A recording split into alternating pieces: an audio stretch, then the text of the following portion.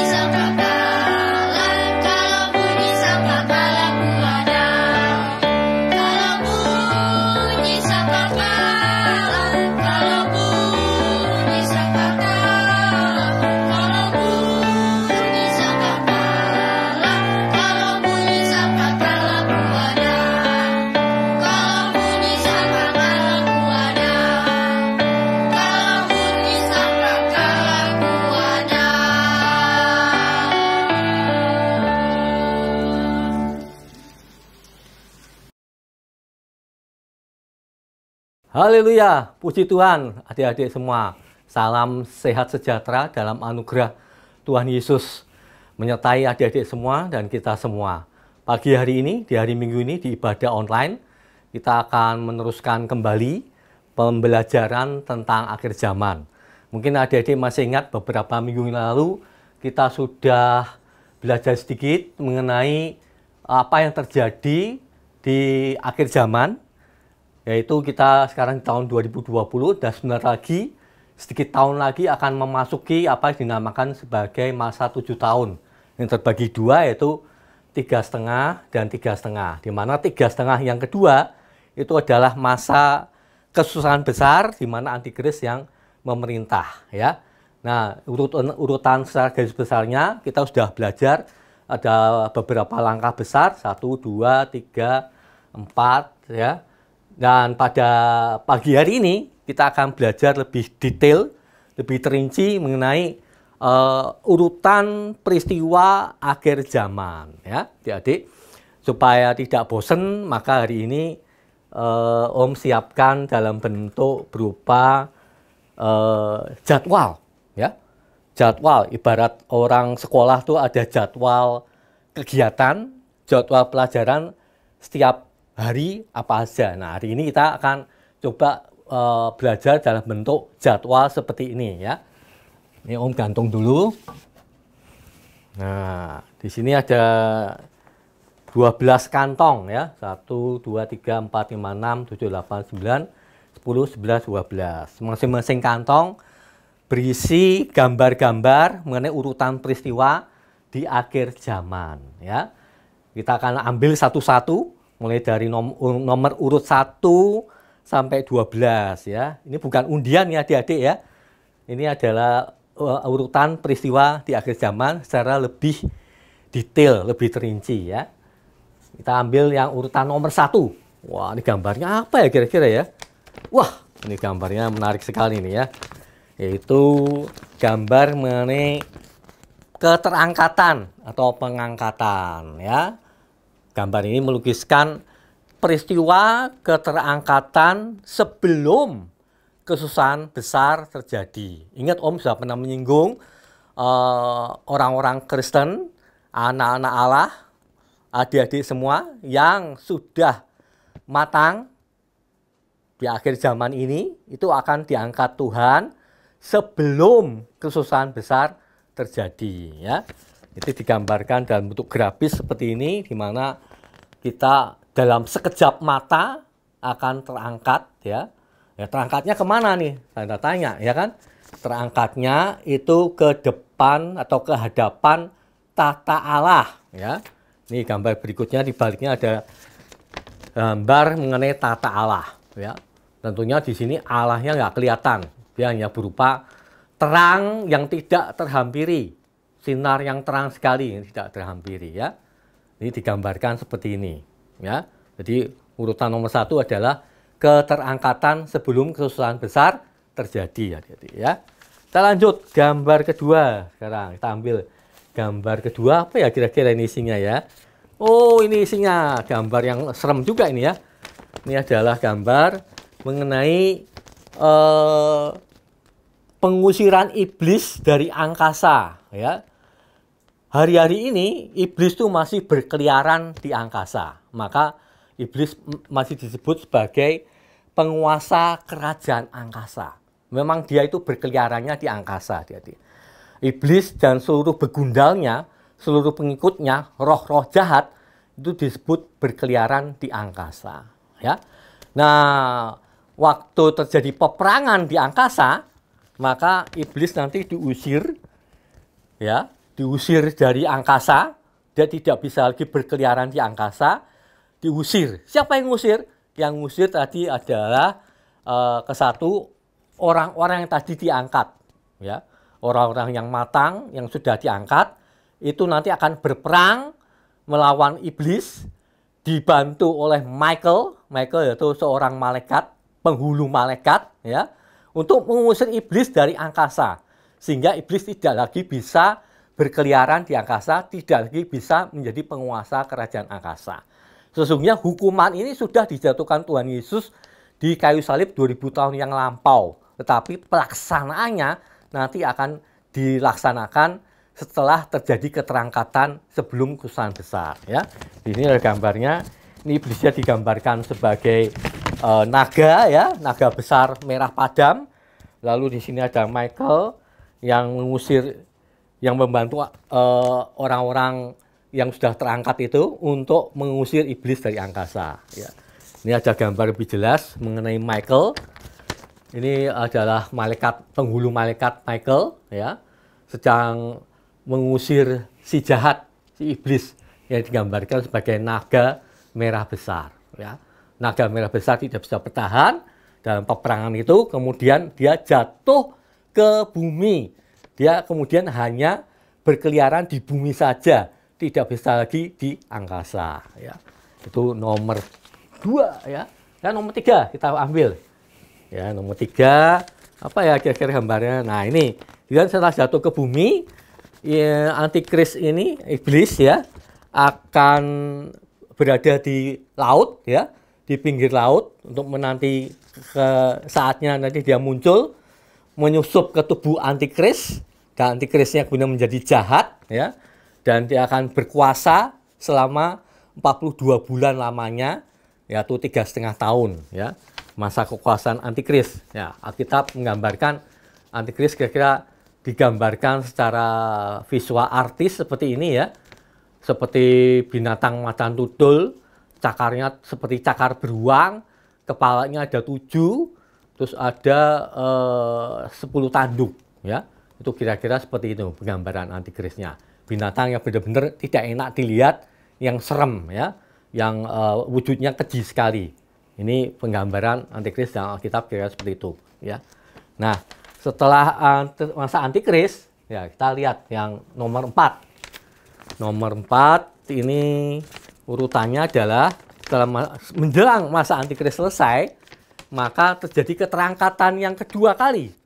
Keterangkatan gelombang kedua di akhir zaman itu adalah orang-orang percaya yang sudah lebih dulu meninggal, itu akan dibangkitkan oleh Tuhan. Ini kan gambarnya kuburan ya. Gambarnya kuburan. Nah, di situ ada orang-orang percaya yang sudah meninggal, itu dibangkitkan untuk menyongsong Tuhan di awan-awan. Ya, ketemu Tuhan di awan-awan, lalu diberikan jubah putih, yaitu tubuh kemuliaan, sebagaimana dulu Tuhan Yesus bangkit mengenakan tubuh kebangkitan. Nah, itulah yang diberikan kepada orang-orang yang lebih dulu meninggal. Ini akan berjumpa Tuhan di angkasa, diberikan jubah putih yang adalah tubuh kebangkitan.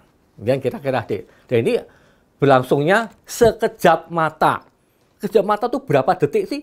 Kalau kita ngejapin mata seperti ini, itu kurang dari 1 detik, adik-adik. Kurang dari 1 detik prosesnya, ya. Jadi cepat sekali. Ya. Lalu gambar kelima, yang kelima.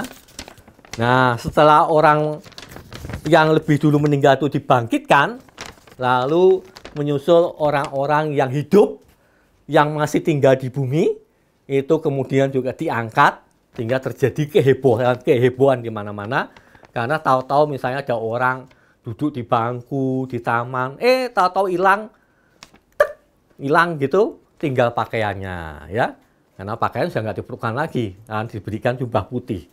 Ini nanti juga akan sama, berjumpa dengan Tuhan di awan-awan, ya, bersama-sama dengan tadi orang yang lebih dulu meninggal, yang sudah dibangkitkan lebih dulu, kemudian orang-orang yang masih hidup, yang masih tinggal, juga diangkat, gitu ya, ketemu Tuhan di awan-awan.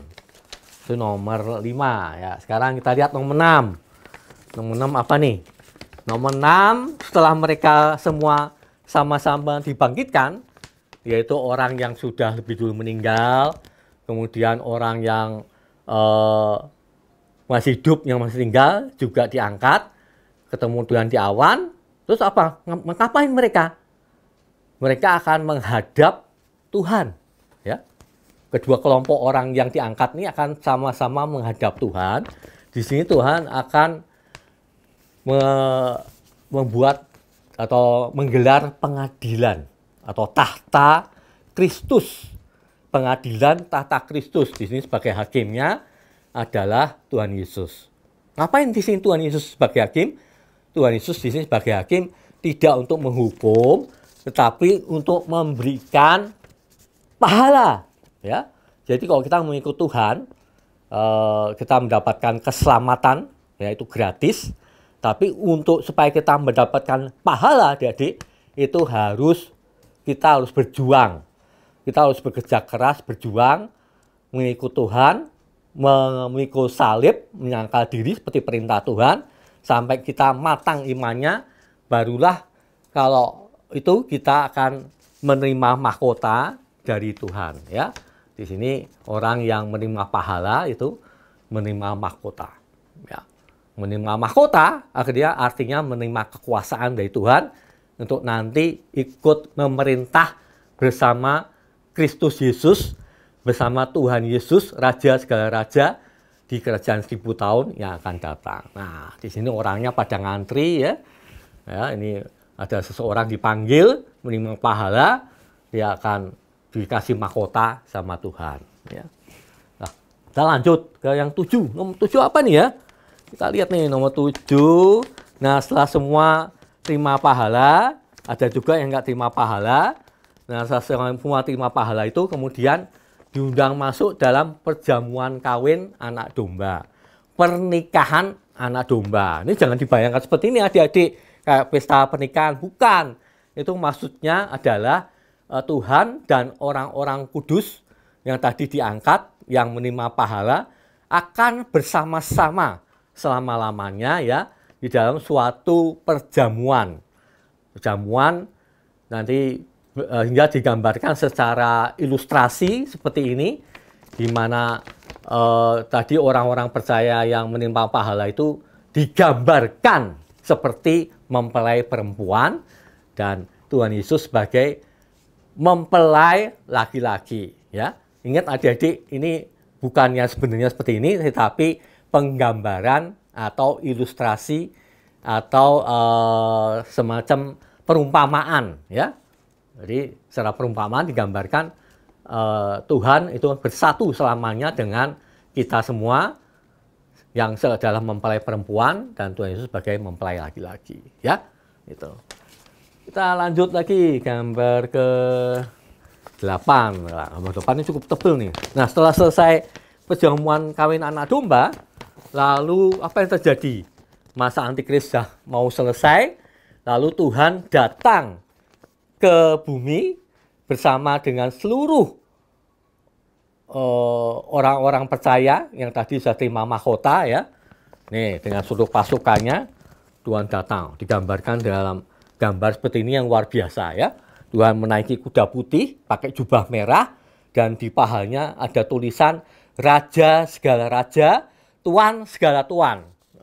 Datang dengan segala keagungannya bersama-sama dengan berlaksa-laksa beribu-ribu orang kudusnya untuk datang mendarat di mana? Yaitu di namanya lembah Armageddon atau lembah Megiddo, ya. Seperti ini penggambarannya, ya. Nah, ada gambar lain yang lebih lengkap, yaitu di sini kitab Wahyu pasal 19, ya, itu menggambarkan penampakan dari Tuhan seperti ini, ya.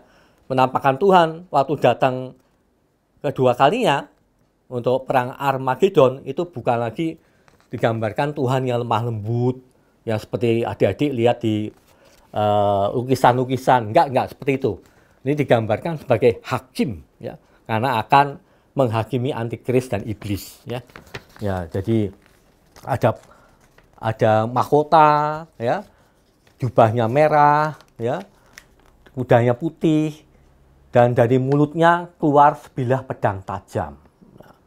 Serem sekali, ya.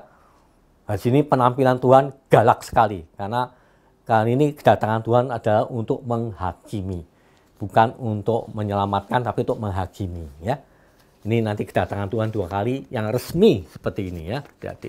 Dan kita mengatakan setiap mata akan melihat. Waduh, setiap mata akan melihat, ya.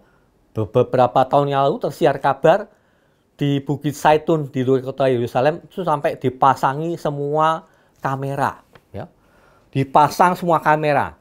Saking manusia pengen tahu kalau nanti Tuhan Yesus datang 2 kalinya mendarat di Bukit Zaitun di luar kota Yerusalem sebagaimana dulu 2000 tahun yang lampau Tuhan naik ke surga dari situ, dan Alkitab mengatakan dengan cara yang sama Tuhan Yesus akan datang lagi kedua kali juga di Bukit Zaitun. Nah, makanya dikatakan semua mata akan melihat. Wah, biasa adik-adik, ya. Semua mata akan melihat. Berbahagialah kita nanti akan melihat kedatangan Tuhan yang kedua kali, ya. Lanjut. Nah, ini yang nomor 9 sekarang. Nomor 9. Nah, setelah Tuhan datang, lalu perang Armageddon, apa yang terjadi? Antikris langsung ditangkap. Antikris ditangkap, dibuang ke lautan api. Ya, Alkitab menyebutnya lautan api, bukan neraka. Ya, dalam bahasa Yunani namanya Gehenna. Ya, di sini antikris disiksa siang malam, dibakar, tidak ada hentinya. Kekal selamanya. Antikris dan seluruh pengikutnya dibakar di sini. Ya, di akhir ya, antikris itu sangat mengenaskan. Dia dibakar di lautan api untuk selama-lamanya bersama dengan seluruh pengikut-pengikutnya. Nah, lanjut. Nah, ini gambar 10. Nah, apa nasib iblis? Iblis setelah Tuhan datang, dia akan dipenjara di dalam lubang tanpa dasar. Di dalam jurang tanpa dasar. Ini ada gambar seperti ini, jurang tanpa dasar, ya.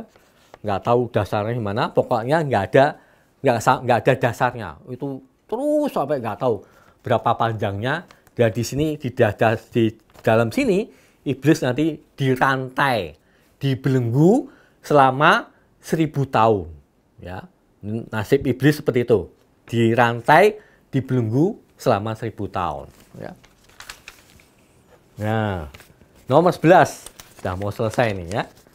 Nomor 11 itu setelah antikris dibuang ke neraka, buang ke lautan api, bukan neraka ya, lautan api, lalu iblis dirantai di dalam lubang tanpa dasar selama 1000 tahun, Apa yang terjadi? Setelah itu Tuhan akan mengadakan pengadilan atas bangsa-bangsa. Nah, ini gambarnya seperti ini. Di sini yang dihakimi itu adalah bangsa-bangsa yang tidak mengenal Tuhan, ya, yang selama masa antikris, kalau bersikap baik kepada orang-orang Kristen yang tertinggal, itu akan dikelompokkan sebagai domba, ya, domba. Kalau yang bersikap jahat kepada orang-orang Kristen yang tertinggal, itu akan dikelompokkan sebagai kambing. Ya, Tuhan bilang, yang bersikap baik kepada orang-orang Kristen, yang memberi aku minum tak kalah haus, memberi aku pakaian tak kalah telanjang, menengok aku ketika di penjara. Nah, itulah menggambarkan orang-orang tidak percaya yang bersikap baik pada orang-orang Kristen. Ya, adik-adik ini bisa baca sendiri di Matius 25 seperti itu bunyi ayatnya. Cari ayatnya sendiri ya, adik-adik. Nah, kelompok domba sini, belah kanan kata Tuhan. Kelompok kambing, ini belah kiri. Kambing nasibnya apa? Dibuang ke lautan api bersama antikris untuk selamanya, dibakar di situ siang malam tanpa henti. Ya. Domba, sini domba masuk dalam kerajaan 1000 tahun bersama-sama dengan kaum orang percaya yang memerintah sebagai raja-raja. Ya, nah itu pengaturan Tuhan seperti itu. Ya. Oke, nomor 12. Nah kita lihat di sini kerajaan 1000 tahun. Ya. Di dalam kerajaan 1000 tahun ini yang memerintah adalah raja, segala raja, Tuhan Yesus, ya, dan orang-orang percaya yang sudah beroleh pahala sebagai raja-raja. Ya, misalnya adik-adik ada yang memerintah dapat mahkota, memerintah di mana? Misalnya di Jakarta Barat atau di Jakarta Utara atau Jakarta Timur, ya, itu sebagai raja, ya, raja kecil maksudnya, ya, raja segala rajanya adalah Tuhan Yesus. Di dalam kerajaan 1000 tahun digambarkan di sini tidak ada kejahatan, tidak ada dosa lagi karena iblis sudah disingkirkan dalam jurang tanpa dasar selama 1000 tahun. Nah, Alkitab menggambarkan dalam kerajaan 1000 tahun itu singa makan rumput. Bayangkan adik-adik, singa makan rumput. Terus bayi bermain-main dengan ular tedung, ya. Ular tedungnya tidak gigit si bayi, enggak, karena sudah tidak ada lagi dosa, ya. Makanya sini gambarkan kan banyak anak-anak bermain-main dengan binatang buas, ya. Nah, ini ada singanya kan, singa harimau itu digambarkan seperti ini, singa harimau bermain sama anak-anak, ya. Lalu ada gambar lain. Nah, ini kira-kira pemandangan kerajaan 10 tahun seperti ini. Wah, sungguh permai sekali, ya. Sungguh permai sekali, ya, benar-benar permai, ya. Di sini yang ada hanya damai sejahtera, sukacita, tidak ada kejahatan, tidak ada dosa, ya. Semuanya damai, aman, tertib, sejahtera, ya. Kesinilah nanti kita akan menuju, ya. Sekalipun ceritanya belum selesai sampai sini, tetapi untuk saat ini cukup memberitakan sampai kerajaan 1000 tahun, ya, di mana Tuhan Yesus sebagai raja segala raja, ya. Nah, sekarang pertanyaannya adik-adik, ini kan tadi Om sudah sampaikan semua pengetahuan mengenai urutan peristiwa akhir zaman, ya. Lalu respon kita apa, ya? Respon kita adalah bahwa untuk semua ini terjadi, Tuhan sedang dan terus mencari generasi yang mengalihkan zaman, adik-adik. Apa, adik-adik? Generasi yang mengalihkan zaman, ya. Bukan generasi yang serupa dengan dunia ini, ya. Itu yang Tuhan perlukan supaya akhir zaman ini bisa ditutup dan kerajaan 1000 tahun segera berdiri. Tuhan perlu adik-adik semua untuk menjadi generasi yang mengalihkan zaman. Apa artinya generasi mengalihkan zaman? Yaitu generasi yang menutup zaman yang bobrok, zaman yang tidak keruan, zaman yang kacau balau untuk membuka zaman yang baru, yaitu ke arah kerajaan 1000 tahun. Ya, zaman ini adalah zaman yang luar biasa bobrok adik-adik. Ya, sebab itu Tuhan memperingatkan pada kita semua, jangan menjadi serupa dengan dunia ini. Ya, jangan menjadi serupa dengan dunia ini.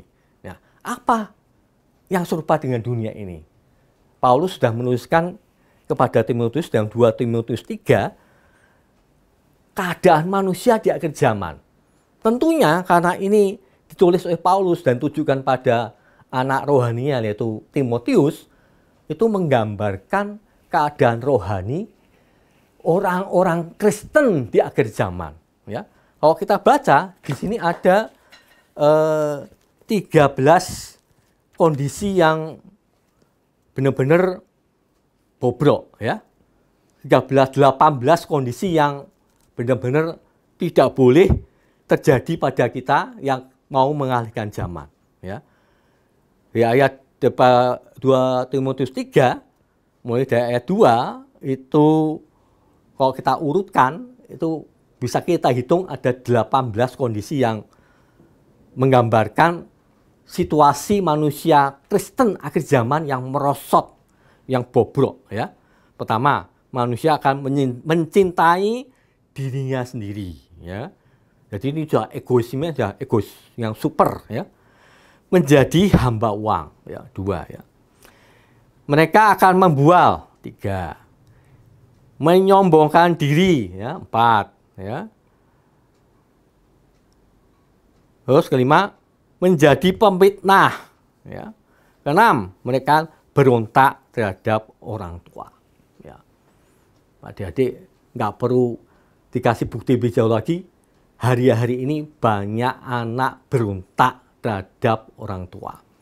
Anak yang bunuh orang tua banyak. Lihat berita-berita di TV, di media sosial itu banyak sekali berita-berita seperti itu, ya. Anak yang berontak terhadap orang tua. Bahkan ada anak yang tega bunuh mamanya karena nggak dibelikan handphone. Ya. Itu suatu situasi akhir zaman seperti itu. Ya. Berontak orang tua. 6 ya dia. 7 tidak tahu berterima kasih. Nah, ini situasi yang menonjol adik-adik. Ya, di anak-anak akhir zaman seperti itu. Tidak tahu berterima kasih. Ya. Mendapatkan sesuatu dari orang juga tidak mau mengucapkan terima kasih. Itu yang amati di hari-hari ini seperti itu, tidak tahu terima kasih. Tidak mempedulikan agama, sudah 8, ya kan. 9, tidak tahu mengasihi, ya. 10, tidak mau berdamai, ya. Senangnya ribut, senangnya gontok-gontokan, ya. 10. 11, suka menjelekkan orang, ya. Ini bukan hal yang asing, ya, adik-adik. Di sekolah, dimanapun berada, orang suka menjelekkan orang lain. Dan bahkan suka menjelekkan di media sosial. Di Korea Selatan pernah ada cerita, ada seorang anak perempuan yang karena dibully, dijelek-jelekkan sama temannya, "Weh, kamu gendut, kamu apa, super fat, super fat lady," segala macam gitu. Wah, berbulan-bulan dibully seperti itu, akhirnya merasa tertekan, depresi, akhirnya anak perempuan yang itu gantung diri. Bagaimana coba? Ya, itu suka menjelekkan orang, ya. Terus ke-12 tidak dapat mengekang diri, ya. Nah, tidak bisa mengekang nafsunya. Garang. Wah. Hari-hari ini banyak orang garang adik-adik. Udah salah malah lebih galak daripada orang yang benar, ya. Misalnya di jalan ada orang tubrukan, ya. Yang nabrak lebih galak lagi. Dia langsung nyerocos aja gitu. Orang yang ditabrak akhirnya jadi nggak bisa ngomong. Wah, itu banyak kejadian, adik-adik, ya. Ini baru 13, ya. Garang. Ke-14, tidak suka yang baik, ya. Ini sudah sering kelihatan, ya. 15, suka mengkhianat, ya. Banyak pengkhianat di akhir zaman. 16, tidak berpikir panjang, ya. Tidak berpikir panjang, kita lihat contohnya, ya. Anak-anak SMK, SMP, banyak SMP. Itu waktu tanggal 8 Oktober kemarin, demo, ikut ajakan demo lewat grup WhatsApp tanpa berpikir panjang. Ya, 70% dari mereka yang demo itu adalah anak-anak SMP. Dan akibatnya apa? Itu kemudian masuk daftar hitam oleh kepala sekolahnya dan terancam bisa dikeluarkan dari sekolah. Bayangkan coba. Ya. Tanpa pikir panjang tuh. 17 berlagak tahu, sok tahu, ya, sok tahu. 18 lebih menuruti hawa nafsu daripada menuruti Allah. Nah, itu 18 ciri manusia akhir zaman sudah disebutkan di Alkitab. Ya. Ayat 5 mengatakan secara lahiriah mereka menjalankan ibadah mereka, tapi pada hakikatnya mereka memungkiri kekuatannya. Jauhilah mereka itu. Di sini disebutkan secara lahiriah mereka menjalankan ibadah mereka. Jadi pasti ditujukan, pesan ini ditujukan pada orang-orang Kristen. Kepada adik-adik semua. Kepada Om juga. Kepada kita semua. Kalau kita ada satu aja ciri seperti itu, dari 18 ciri yang sudah dituliskan oleh Paulus, maka kita mesti dengan takut dan gentar menanggapi berita akhir zaman ini, apakah aku bisa terangkat sebelum kesusahan besar. Ya. Dengan takut dan gentar, kita mesti periksa diri adik-adik. Apa tadi ciri-ciri 18 ciri itu ada pada adik-adik enggak? Ada pada Om enggak? Ada pada kita semua enggak? Oh, masih ada seperti itu? Waduh, kita mesti segera berberes adik-adik. Jangan sampai kita tertinggal, tidak terangkat, masuk kesusahan besar. Dan kita harus, istilahnya imannya dikarbit di masa antikris. Itu berat sekali adik-adik. Ya. Lebih baik kita bersusah-susah sekarang, tapi kita akan terangkat sebelum kesusahan besar. Ya. Nah, itulah inti dari pesan firman Tuhan pada hari ini, pada minggu hari ini. Karena waktunya sudah semakin singkat, hari kedatangan Tuhan itu sudah istilahnya hitungan tahun, tinggal nunggu hitungan tahun. Ya. Sisa waktu yang ada harus digunakan sebaik mungkin supaya kita siap nanti. Tuhan akan melihat kita siap terangkat sebelum kesusahan besar terjadi. Niscaya kita akan diangkat. Tidak hanya kita, tapi juga orang tua kita, saudara-saudara kandung kita, dan juga seluruh orang percaya yang lain. Kita berdoa, kita minta sama Tuhan, Tuhan luputkan aku dari sengsara besar. Ya, angkatlah aku sebelum semua itu terjadi. Adik-adik mesti berdoa seperti itu setiap hari, setiap pagi, setiap malam harus berdoa seperti itu supaya adik-adik benar-benar terangkat. Ya, dengan berdoa seperti itu, niscaya adik-adik akan memeriksa hidup adik-adik dan apakah ada satu dari 18 ciri itu. Atau jangan-jangan malah sampai 18 ada semua. Wah, gawat itu ya. Harus kerjakan PR kita sebelum waktunya habis adik-adik. Amin, semua adik-adik. Semoga ini menjadi dorongan, semangat buat adik-adik semua untuk tekun di dalam Tuhan, belajar terus firman Tuhan, belajar berdoa terus, ya, terutama doa untuk minta terluput dari akhir zaman, sehingga kita semua nanti bisa berkumpul bersama-sama di dalam kerajaannya kelak. Haleluya. Amin. Mari kita doa. Terima kasih Tuhan. Kami bersyukur ya Tuhan, firman-Mu itu yang memberkati kami. Kami telah datang pada firman-Mu yang hidup. Kuduskan anak-anak semua ya Tuhan. Kuduskan mereka dalam kebenaran. Firman-Mu adalah kebenaran. Tuhan, kami sesama merindukan firman-Mu. Nah, tidak hanya itu saja, kami oleh karena kuat kuasa Roh Kudus bisa menjalankan firman-Mu, bisa melakukan firman-Mu di akhir zaman ini. Sehingga kami menjadi umat-Mu yang kudus, menjadi anak-anak-Mu yang kudus ya Tuhan, yang menjadi saksi-saksi-Mu, anak-anak-Mu yang menyenangkan hati-Mu ya Tuhan, yang menyenangkan hati Bapa di surga, sehingga kami semua pada akhirnya beroleh anugerah-Mu yang indah untuk diluputkan dari sengsara besar sebelum semua itu terjadi.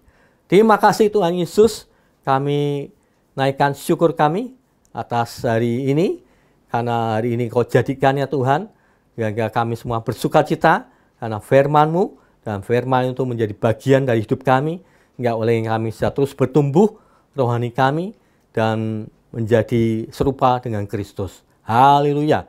Puji syukur pada Tuhan, Engkau yang layak terima segala pujian, hormat, kuasa, kemuliaan kekal selamanya. Anak domba Allah, singa suku Yehuda yang telah menang. Haleluya. Amin, amin. Adik-adik, kita sudah selesai mengikuti ibadah online sekolah minggu GKS Grogol. Ingat untuk selalu mentaati dan melakukan firman Tuhan setiap saat. Minggu depan wajib yuk ikutan lagi. Kita akan dengar tentang terima kasih Yesus atas hadirmu sebagai manusia. Jangan sampai ketinggalan ya. Sampai jumpa minggu depan. Dadah!